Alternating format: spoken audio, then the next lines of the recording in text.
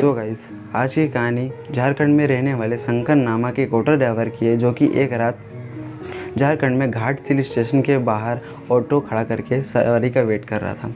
और उस टाइम में ना बारिश का मौसम था, तो बारिश भी हो रही थी और इतना अंधेरा था ना कि मतलब सामने भी रखी हुई चीज़ ना, सामने कोई खड़ा हो तो वो भी नहीं दिखे, इतना अंधेरा था। और वो बारिश में बादल कड़कते थे, बिजली चमकती थी ना, तो उसकी लाइट से बस दिखता था, बाकी नहीं दिखता था, इतना अंधेरा था। वहाँ पे उसने सवारी का वेट कर रहा था। वो सोच रहा था कि उसको अगर लगभग एक या दो सवारी मिल जाती है ना, तो भी उसका काम बन जाएगा, क्योंकि रात को दिन के मुकाबले दुगना पैसे मिलते हैं सवारियों के। तो वो सोच रहा था कि एक दो भी सवारी अगर मिल जाती है तो उसका काम बन जाएगा। तो शंकर ने वहाँ पे लगभग 1 से 1.5 घंटा वेट किया। 1-1.5 घंटे वेट करने के बाद वहाँ पे स्टेशन पे एक ट्रेन आती है, जिसमें से 4-5 लोग उतरते हैं, लेकिन कोई भी शंकर की ऑटो से नहीं जाता है। लेकिन उसमें से एक लड़की उतरती है, जो कि शंकर की ऑटो के पास आती है और उसको बोलती है कि मुझे मुसाबिन जाना है। तो शंकर ने उसे बोला कि अभी रात में मुसाबिन जाने के लगभग 500 रुपये लगेंगे, क्योंकि मुसाबिन यहाँ से थोड़ा दूरी पर है। तो लड़की उसको बोलती है कि ठीक है। लड़की पहले उसको 200 रुपये दे देती है और उसको बोलती है कि ठीक है, अभी आप ये 200 रुपये रखिए, मैं आपको घर के वहाँ पे पहुँच के घर से लेके 300 रुपये लेके मैं आपको दे दूँगी। तो शंकर ने थोड़ा सोचा, लेकिन फिर वो रेडी हो गया कि ठीक है, मैं आपको मुसाबिन छोड़ दूँगा। और वहाँ से वो ऑटो लेके निकल जाते हैं। ऑटो निकलते हैं। लगभग आधे घंटे के बाद वो मुसाबिन पहुँच जाते हैं। और वो लड़की ने एक घर के बाहर, एक छोटा सा घर था, उस घर के बाहर उसने गाड़ी रुकाई और शंकर को बोला कि आप यहाँ पे वेट कीजिए, ये घर है, इस घर में से मैं 300 रुपये लेके आपको ला के दे देती हूँ अभी।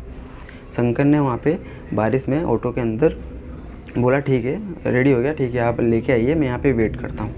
लगभग शंकर ने यहाँ पे 15-20 मिनट वेट किया, लेकिन वो लड़की अभी तक नहीं आई थी। तो शंकर को हुआ कि अभी तक क्यों नहीं आई है। तो शंकर ने सोचा कि मैं एक बार जाके चेक कर लेता हूँ घर में, तो मैं खुद ही पैसे ले लेता हूँ। तो शंकर घर के पास गया और उसने वहाँ पे वो दरवाज़ा खटखटाया। तो अंदर से कोई भी आंसर नहीं आया, वो शांत एकदम माहौल था। फिर उसने दोबारा थोड़ा ज़ोर से दरवाज़ा खटखटाया, तो अंदर से किसी के चलने की आवाज़ आई। वो दरवाजे की तरफ आ रहा था। शंकर ने सोचा कि शायद वो मैडम ही होंगी, शायद भूल गई होंगी, आ रही हैं वो शायद।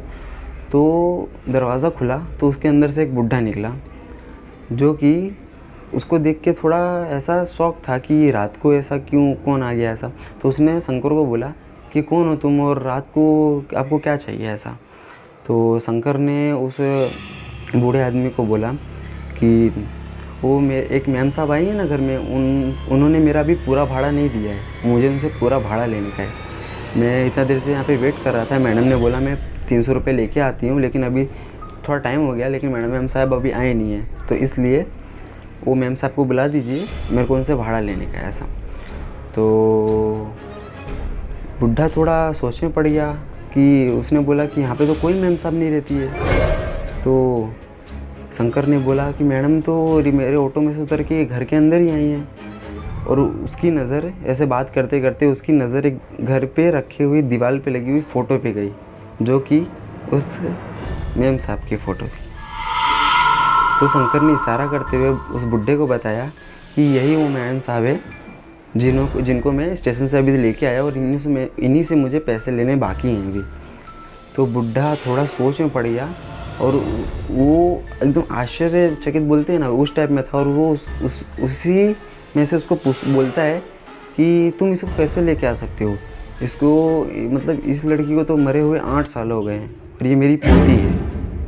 ये सुनते ही शंकर मतलब होश उड़ गए। मतलब वो सोचने लगा कि मैं स्टेशन से लेके अभी तक इतनी दूरी में जिसको लेके आया वो मतलब इंसान नहीं था। ये सोचते ही शंकर 300 रुपये भूल गया और तुरंत दौड़ते हुए अपने ऑटो के पास गया। और जैसे ही वो ऑटो के पास पहुंचा, उसने पीछे वाली सीट पे देखा, तो उसे पीछे वाली सीट पे 300 की नोट रखी हुई दिखी। ऑटो की पीछे वाली सीट पे 300 की नोट रखी हुई थी। तो शंकर वहाँ से कुछ भी उस नोट को देख के उसको मतलब कुछ भी ध्यान में रहा नहीं। उसने बस वो पैसे उठाए और वहाँ से फटाफट निकल गया। और फिर उस दिन के बाद से शंकर रात को ऑटो चलाना बंद कर दिया।